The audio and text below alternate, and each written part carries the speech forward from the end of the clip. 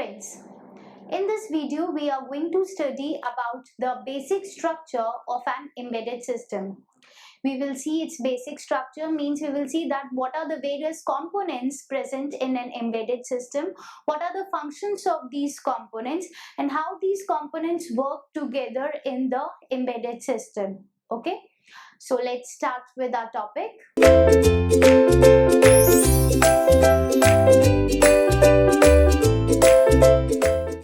So let us first understand that what is an embedded system. The word embedded system, it comprises of two words, embedded and system. So the word system means way of working, or we can say organizing or doing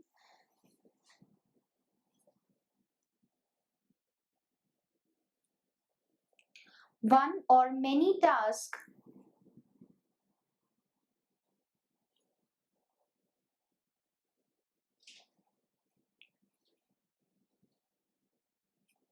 according to a fixed plan or program or set of rules.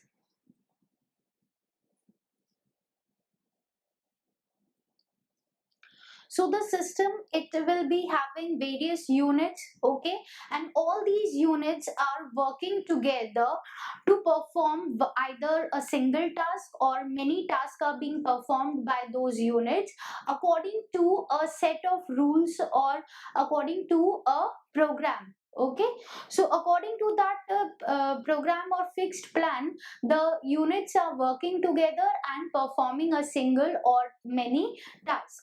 Okay, so that is called a system. Now the word embedded, it means that something is attached to another thing, means one thing is being attached to another thing.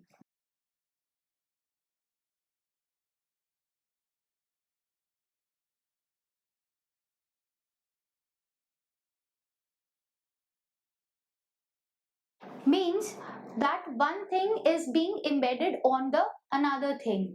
So embedded system, we can say that it is the system in which the computer hardware is having the software embedded in it, and this whole system is performing a specific task. Okay, so embedded system, if we write its definition,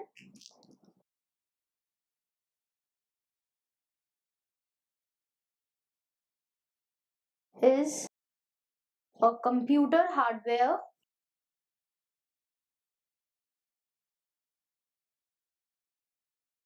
in which software is embedded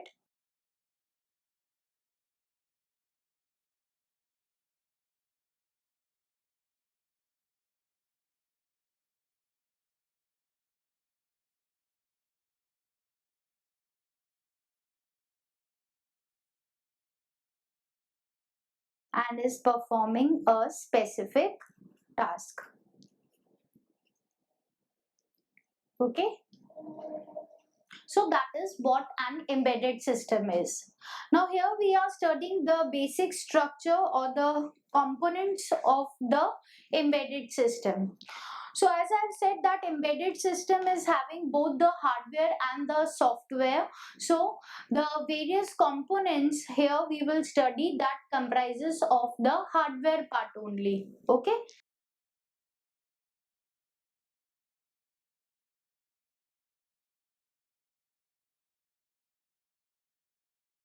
Now the first and the main part or the basic part of the embedded system is the processor. Processor is called the heart of the embedded system because the main processing of the data and of the instructions and all the processing and controlling of the operations is done by the processor of the embedded system.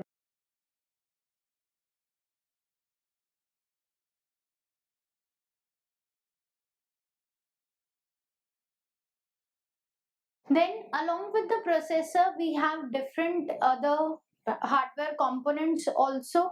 Okay, like we are having timers and counters.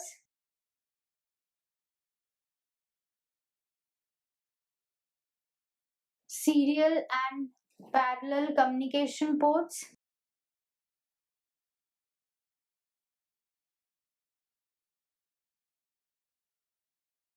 interrupt controller,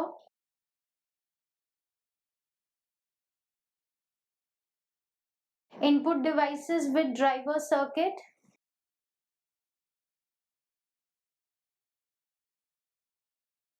then we have output devices with the driver circuit,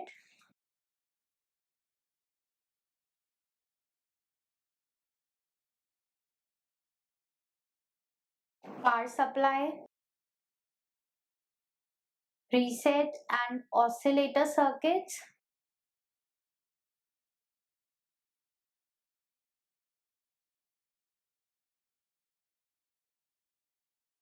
and any other application specific circuit.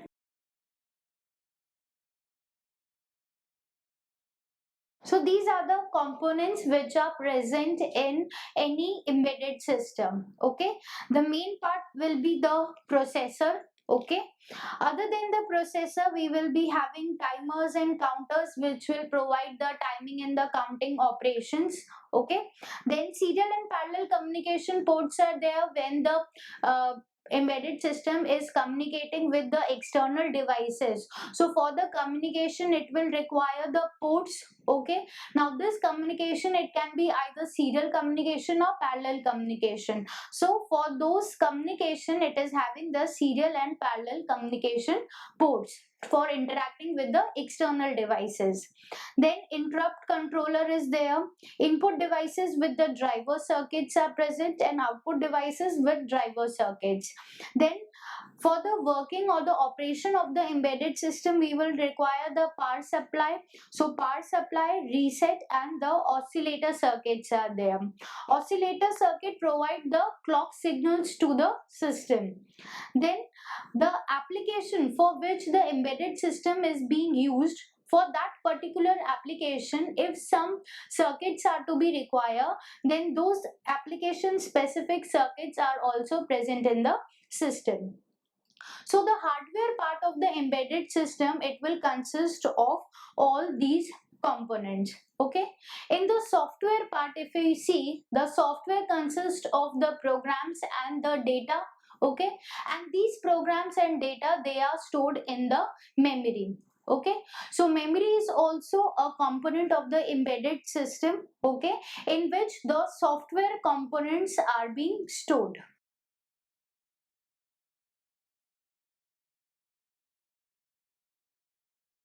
Now if we see the block diagram of the embedded system, so the block diagram of the embedded system, or we can say the hardware components of an embedded system, are, as I've said, that the processor is the main or the basic part, so it is present in the center because it is communicating with all the other parts. Then it is having the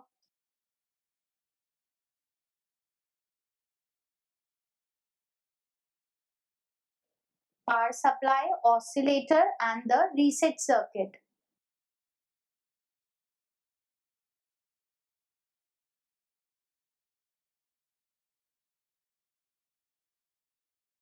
Timers and counters are present.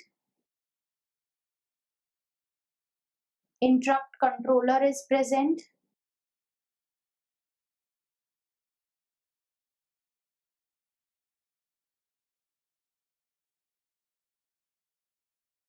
Serial and parallel ports, and input devices with the driver circuit.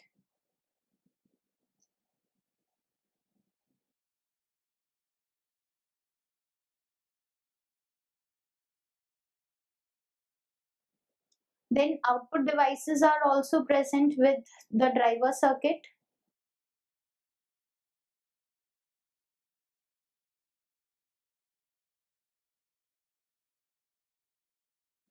Now, as I've said that the memory is also present in the embedded system, and this memory is used to store the program and the data.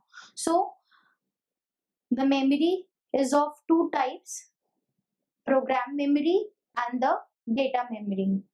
Or we can say that memory is divided into RAM and ROM. ROM is used to store the program, so it is called the program memory, and RAM is used to store the data, so it is called the data memory.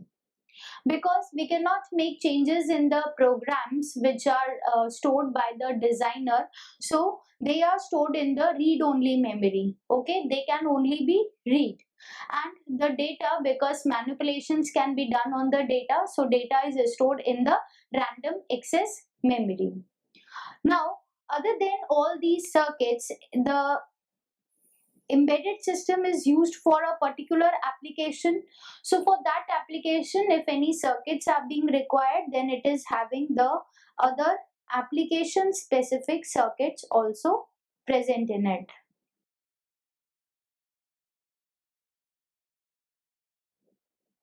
So whenever we talk about the basic structure of the embedded system, it will have the hardware and the software.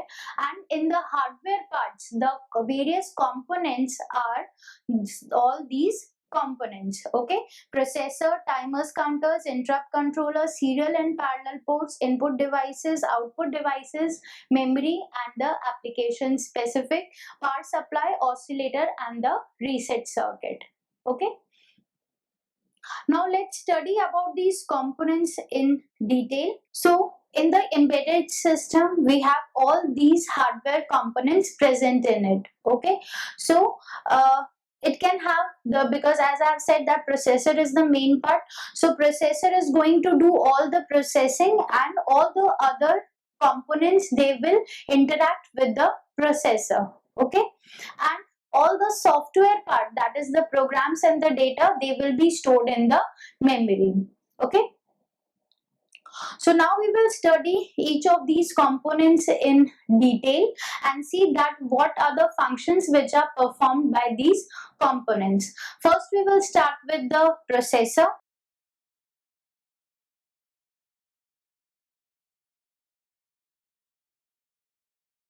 Processor is the main part of the embedded system, and it is doing all the processing, like all the operations of the system, they are controlled by the processor. All the calculations to be done, they are done by the processor. So processing part is done by the processor. It is the main part, or we can say basic, or also called the heart of the embedded system.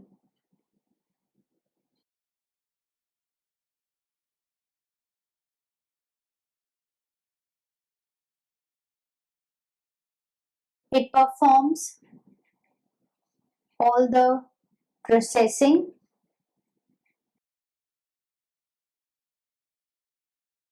like mathematical computations,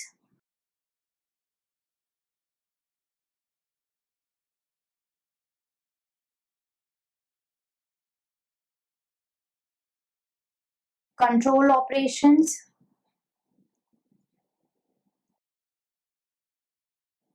all is being done by the processor.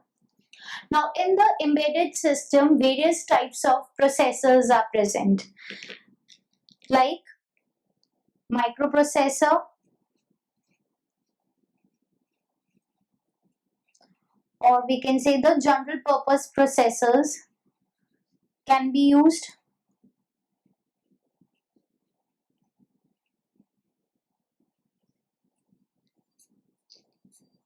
Microcontrollers are also used.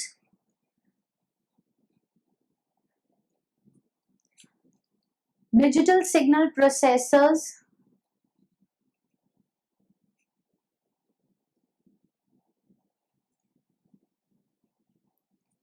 and application specific processors,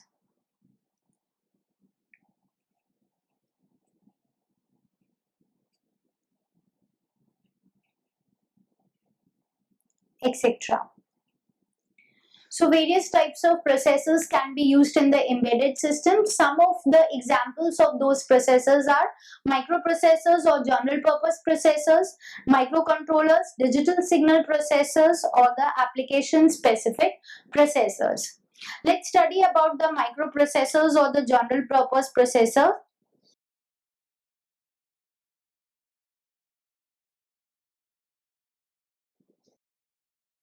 Microprocessor, it is the general computer, we can say that in the computer we are having the central processing unit. So just like that, in the microprocessor also we are having the central processing unit.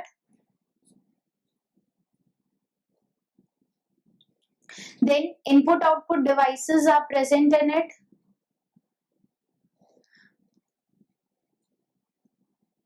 Bus interface system is present. Then it is having the working registers,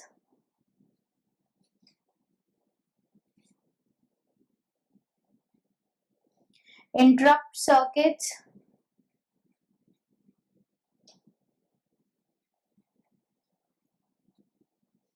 timing and control circuits,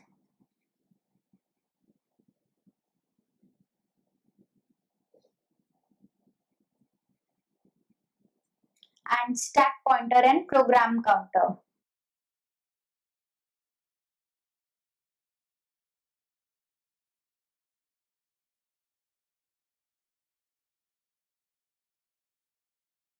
So a microprocessor, it can be compared with a digital computer system. Okay, just like in the digital computer system, we are having the central processing unit, which consists of the arithmetic and the logical unit and control unit. Okay, so here also we are having the CPU, which is having the arithmetic and the logical unit. Then input output devices are present, bus interface system is there, working registers, interrupt circuits, timing and control circuits, stack pointer, and program counter. Now, this microprocessor, it is not the complete computer, we can say, because in computer systems we are having the memory also, but in microprocessors no internal memory is present in it.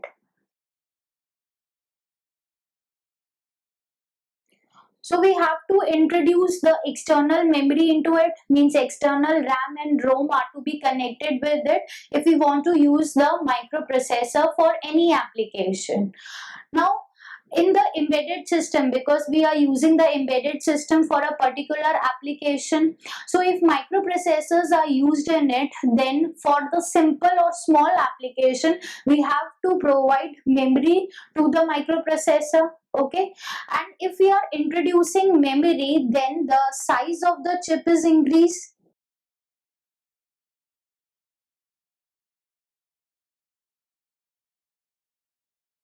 and also cost is increased.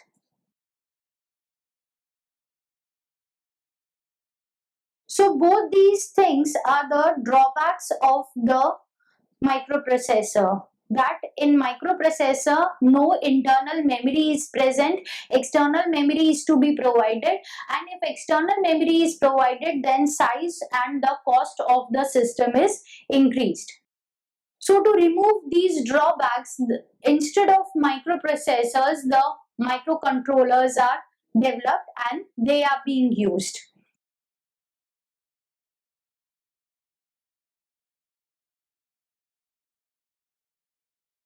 So microcontrollers, they have internal memory present in it. Okay, along with the memory, it is also having the timing and the control circuits, and the interrupt controller is there. Working registers are present, stack pointer, program counter, and the bus interface system. All the things which are present in the microprocessor, they are also present in the microcontroller. Additionally, the memory is also present in it. So it is having RAM, ROM, input output devices, counters,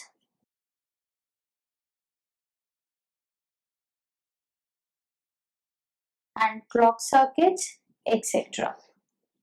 Okay. So the difference between microprocessor and microcontroller is that in microprocessor no internal memory is there, in microcontroller memory is present. Okay, both these microcontroller and microprocessor, they are dealing with the data. Okay, and this data can be of 8-bit, 16-bit, 32 or 64-bit. So the data size can be increased, and according to that there are various types of microprocessors, okay, and microcontrollers which are dealing with 8-bit also, 16-bit also, 32-bit, 64-bit. So the type of data which can be handled, it is different in different microprocessors and microcontrollers. Now, after the microprocessors and microcontrollers, there are some special processors also which are used in the embedded system. These special processors are the digital signal processors, that is DSP, and the application specific processors.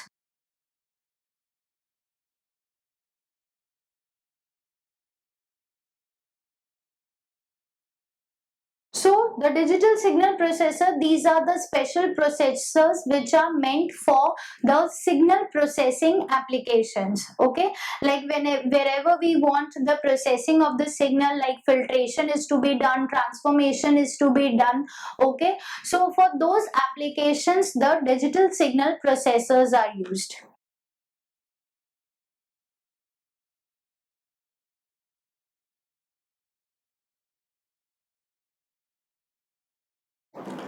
Now these processors, digital signal processor, they consist of complex instructions, and these instructions are meant for performing the signal processing operations. Okay, so special instructions are present in these processors for performing the signal processing operations.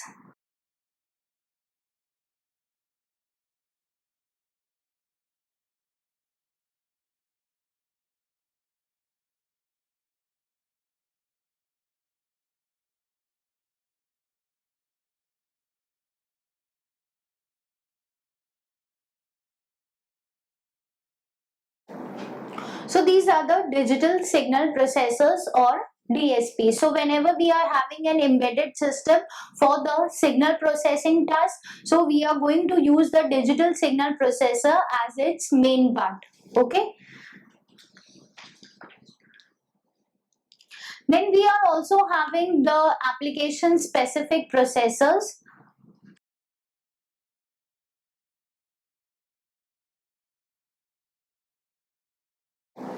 If we want to use the embedded system for a particular application, for a specific application, then application specific processors are used. Example of this is the digital camera. In the digital camera, we want that the camera is going to take the image only. Okay, so for taking the image, the application or the function of the system is being already defined. So in that case, we are going to use the application specific processors.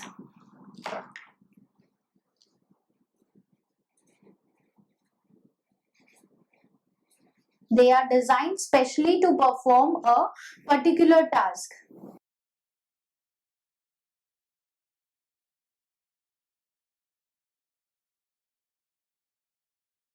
Okay, so the processors in the embedded system, it can be microprocessor, it can be a microprocessor or general purpose processor, or it can be microcontroller, digital signal processor, or application specific processor. Now let's see that what is the difference between these four types of processors based on their application. Okay, let's do the comparison between these four types.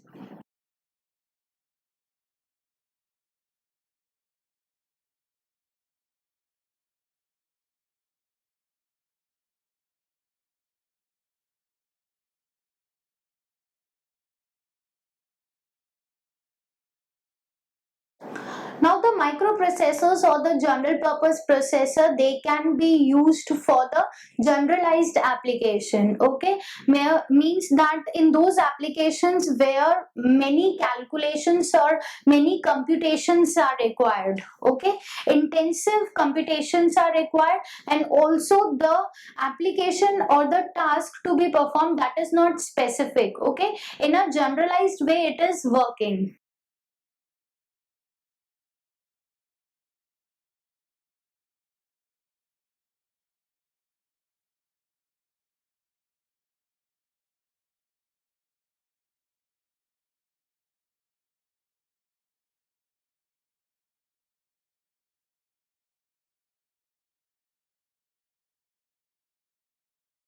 So microprocessors or general purpose processor, they are used where intensive computations are required, and the task to be performed, it is a general purpose task, like it is used in the computers. We know that all the computers, they can perform the different types of calculations. Computer is not specific that it is going to perform this task only. Okay, it is doing all the task in a general way. So the microprocessors are mostly used in the computers.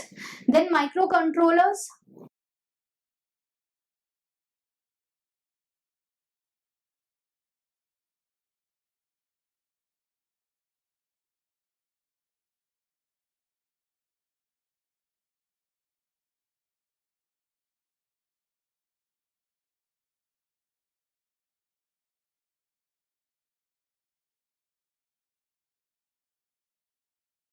So microcontrollers, they are used in those applications where the memory and the peripheral devices are required. Okay, here also the system is going to perform a specific task. Okay, but it is used in instruments which are not manufactured in a bulk amount. Okay, means in large quantities these instruments are not manufactured, so in that case we can use the microcontroller if we require memory and the peripheral devices.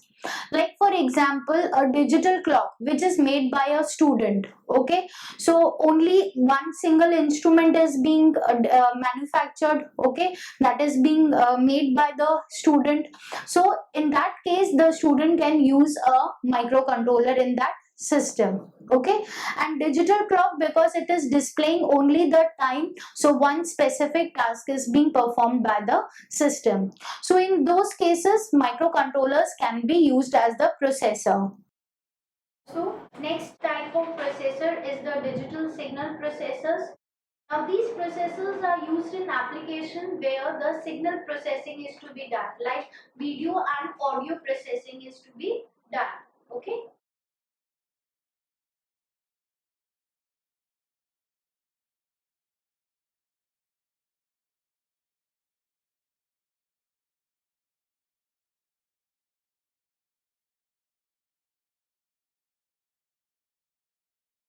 So where signal processing like audio and video processing is required, there we use the digital signal processors. Example is like in the digital camera.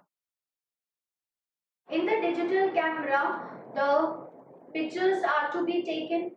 Okay, whether we are getting a digital output from the camera. Okay, like on the display screen LCD we are getting the picture, or we can get a video output also. Okay, so video and audio processing is being used in the digital camera, so it is an example of the embedded system where the DSP processors are used. Next type of processors are the application specific processors. They are used for a particular application,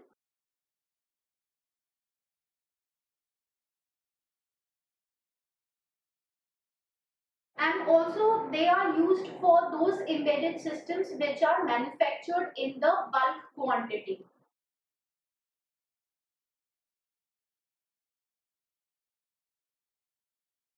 because there we want the perfection, that all the systems should be perfect and working properly. So the application specific processors are used. Example is like the microwave or washing machine. Microwave and washing machine are also an example of embedded system. We know that in the microwave, it is used in the kitchen for the cooking purpose. So it is always used for that purpose only, for that application only. Washing machine, it is used for washing the clothes. So lifetime the washing machine will be used for washing the clothes. Its task is specific. Okay, single task is being performed by it. So for that applications, the application specific processors are used, because those processors, they will be designed in such a way that at the time of designing in their memory, the program specific for that task will be loaded in them. Okay, and that program cannot be changed afterwards. So the system is going to perform the same task throughout its lifetime. Okay. So in the embedded system, we have the processor, and these processors can be microprocessor, microcontroller, DSP, application specific processor, or the other types of the processors can be used. The function of this processor is to do all the processing and controlling of the operations. Okay. Now, after the microprocessor, after the processor, the other hardware components present in the embedded system are timers and counters.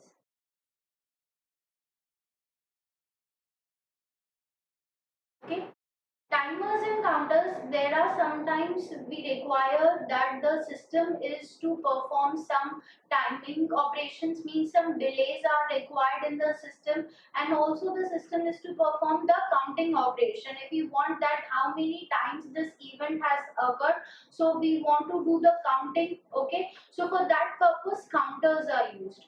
If we want that between the performance or between two events some delay is required, so for that we use the timers. Okay, so in the microprocessors or in the processors, there is a facility of providing the timers and counters.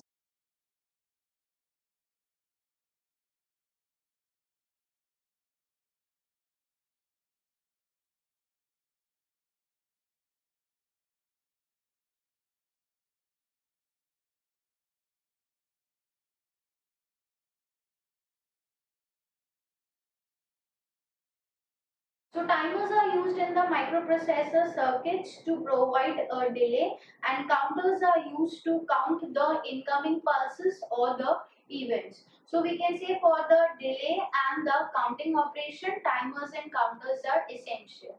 And we have seen that in microprocessors and microcontrollers, there is a hardware and circuitry which is providing these timers and counters.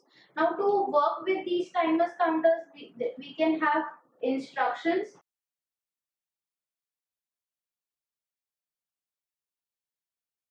Okay, and with the help of hardware also we can work with the timers and counters.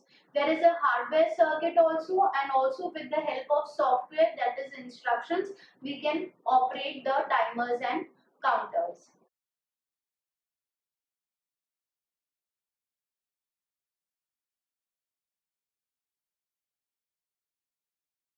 The next hardware component present on in the embedded system is the interrupt controller.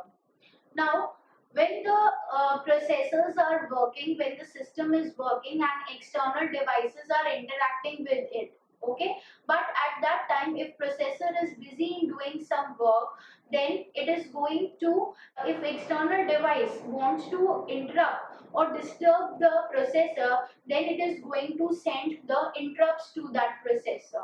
Okay, and for controlling all these interrupts on the processor, it is having the interrupt controller. Okay, now in some processor the interrupt controller is present internally, whereas in some processor it is present externally. Okay, so an external interrupt controller can also be used, and this controller controls all the actions related to interrupts.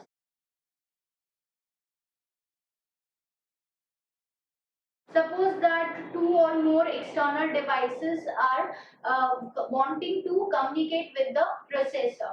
So to which external device the processor will first communicate? So at that time priority is to be decided. Okay, in how way these interrupts are to be executed, that is also to be controlled. Okay, so all the operations which are related with the interrupts, like priority,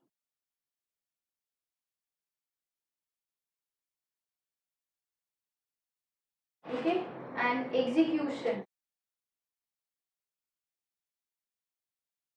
So the controller is going to control all these operations. Okay, and sometimes this interrupt controller is present internally, and sometimes it is present externally. Okay, next hardware component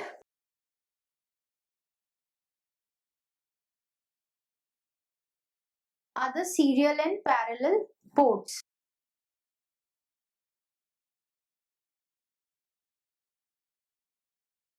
The embedded system, they can communicate with the external devices. Okay, so for communication they need to be interfaced with those external devices, and for interfacing we need the ports. Okay, so in the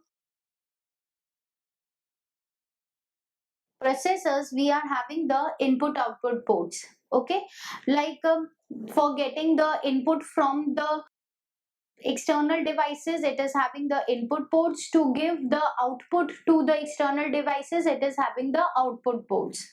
Now suppose that this is the processor and this is the external device.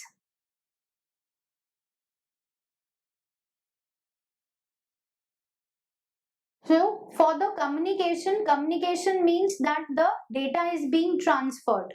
Okay, data can be transferred in both the directions. Okay, so for transferring the data there should be a connection between these two, or we can say interfacing is to be provided. A communication path is to be provided so that the data can be transferred between the two components. Okay, now this data, it can be transferred in two ways, either serially or parallel. Serially means that in serial communication only one bit of the data is being transferred at a time, and in parallel communication all the bits of the data, they are transferred simultaneously. Okay, so for serial communication it is going to have the serial ports, and for parallel communication it is having the parallel ports. Okay, and these serial and parallel ports are used when the processor is being interfaced with the external devices for the communication or the transfer of the data. Okay,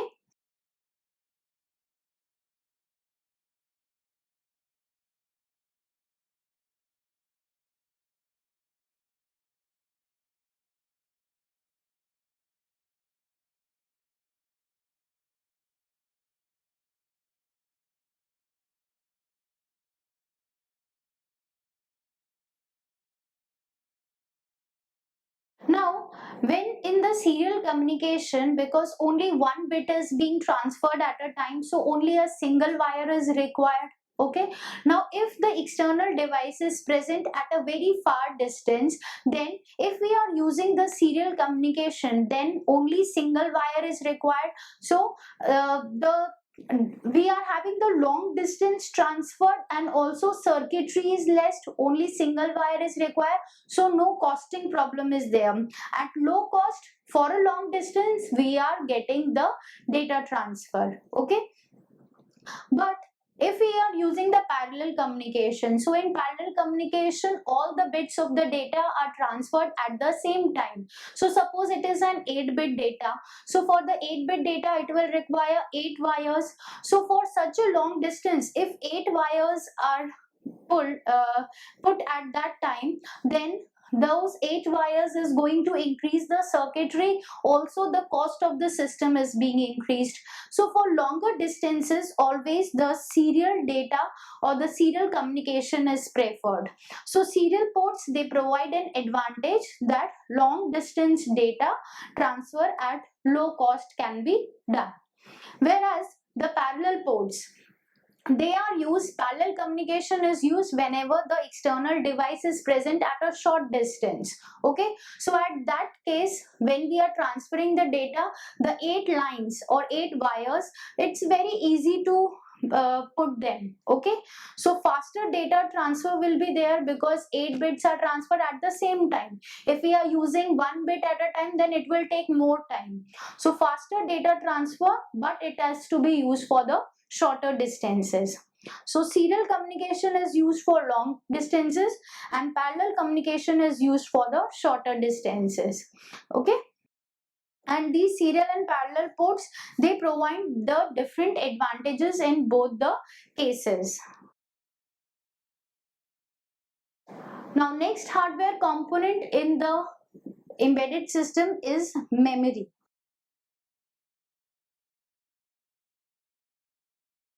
Now we know that memory can be used to store the data and the programs. Okay, in processors we are having two types of memory. One is called the data memory and other is called the program memory.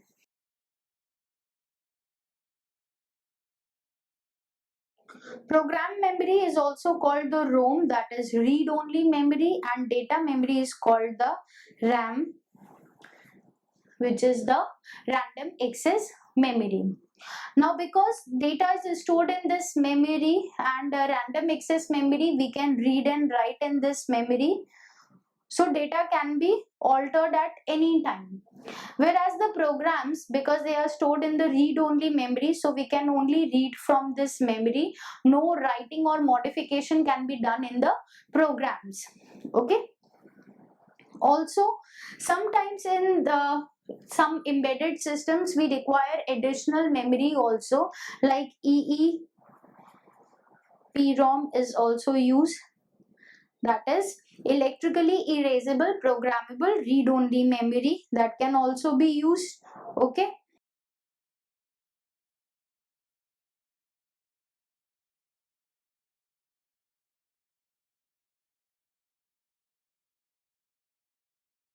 Now, as I have said that in the read-only memory, we can only read from this memory. We cannot do any alterations in the program and only programs are stored in it. Now, if there is any data which is having a constant value and this constant value is not going to change, okay, we don't want any modifications in it.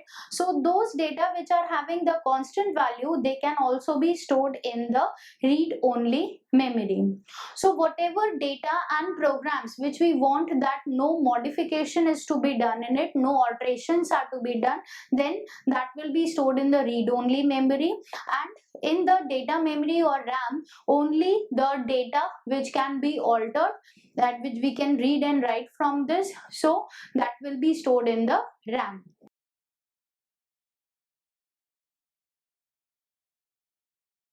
Now, apart from the RAM and ROM, as I have said that EEPROM is also used in some processors.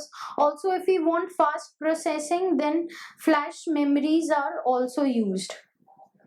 These flash memories, they provide high speed memory to the system. So according to the requirement of the system, according to the application for which the system is being used, the memories can be changed. Now we have done with the memory, the serial and in parallel ports, timers, counters, interrupt controller. Now the other systems present in the embedded system are the power supply,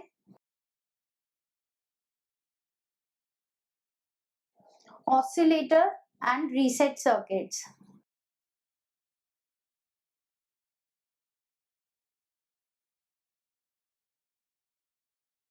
Now any electronic circuit, it is going to require the power supply for its operation. Okay, so embedded systems, they also require the power supply.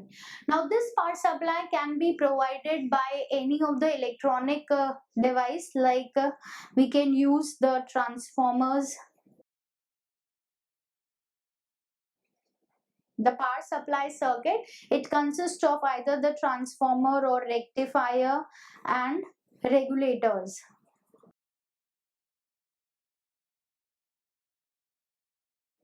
Now for various circuits, the voltage requirements will be different. Okay, now the microprocessors and the microcontrollers, they generally operate at the plus 5 volts of power supply,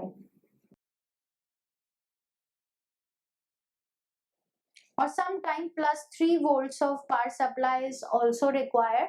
Okay, so in these controllers and the processors, we are having a separate circuitry for the power supply. Okay, because we are having the positive supply, we have two connections in the controllers and the processors, VCC, where the positive power supply is provided, and VSS, where ground is connected. So for the power supply, there are various connections in the system, and according to the voltage requirement of the circuit, the power supply is being provided. Next, we have the oscillator circuits.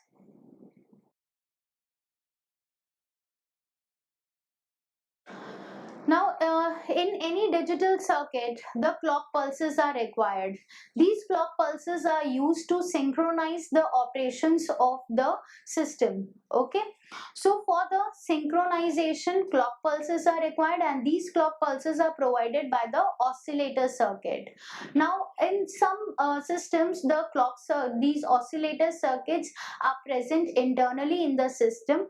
Just we have to connect the crystal with it, and this crystal is going to divide the clock frequency and provide it to the processor or the controllers.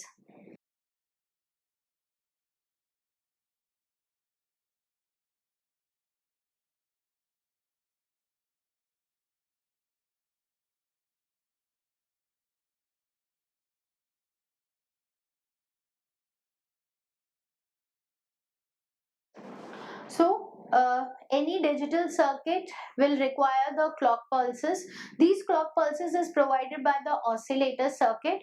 In some microcontroller and microprocessor, there are the on-chip oscillators present, and here only the crystal is connected with that oscillator. Okay, so the crystal is going to divide the frequency and provide the clock pulses to the microcontroller or the microprocessor. Whereas in some microcontrollers, we require an external oscillator circuit. Okay,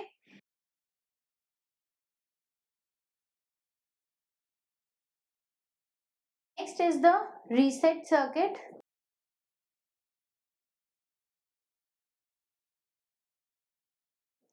Now when we want that the processor or controller, it comes to its initial conditions, we want to reset it. Okay, then in the processors and controllers, we have a reset pin available. When this reset pin is active high, then the controller, microcontroller or the microprocessor, that is going to reset. Means all its like status registers and the control registers, they come back to the 00 conditions. Okay, initial conditions, they will come back, default situations, default settings will be done. So reset circuit, there is reset pin available in the microcontrollers and microprocessor. When this reset pin is active high, okay, so when this reset pin is high, the controller and processor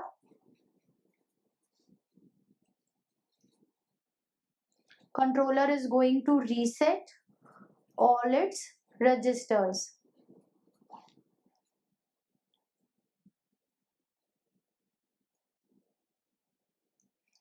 Okay, means that they will come to their initial situations. Okay, reset means initial settings.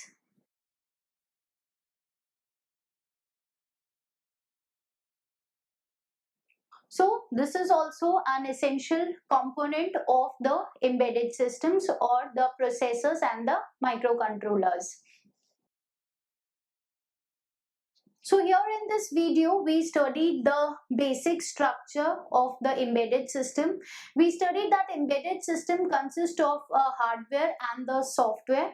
We studied that the hardware components, they consist of the processor, timers, counters, interrupts, input devices, output devices, and we are having the serial and parallel ports, power supply, oscillator, and the reset circuit. And then afterwards, we studied these components in detail and saw that what is the function of these components, how they work in an embedded system. Okay, so I hope that this topic is now clear to you. Thank you.